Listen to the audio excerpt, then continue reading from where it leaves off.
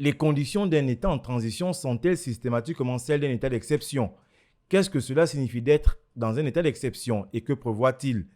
Peut-on revendiquer dans une transition?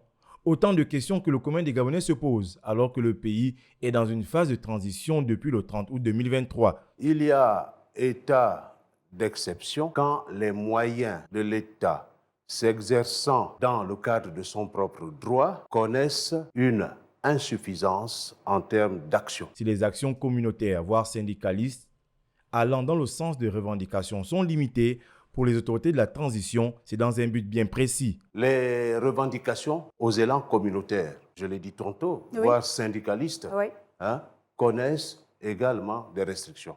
Tout est réduit à une échelle qui permet à la gouvernance de s'exprimer en mettant en avant les priorités. Toutefois, l'état d'exception n'exclut pas que l'équilibre institutionnel soit assuré, n'exclut pas que la sécurité des personnes et des biens soit maintenue, n'exclut pas que les libertés fondamentales soient observées. L'état d'exception implique un état d'esprit particulier afin d'atteindre des objectifs assignés, le tout en faisant des concessions. L'état d'exception égale la trêve sociale. D'aucuns pensent que la trêve sociale est rémunérable. Mais non, nous sommes en état d'exception.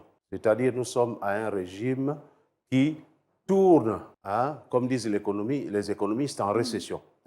Il va falloir que, situation de récession, situation de concession. Et nous y sommes normalement, les choses devaient aller dans le sens de l'aboutissement à une décision consensuelle et à une conclusion d'intérêt général. Pour les autorités de la transition en tête desquelles le CTRI, ce coup de liberté était une nécessité pour éviter une violence écrite d'avance et sauver les fondamentaux de la nation.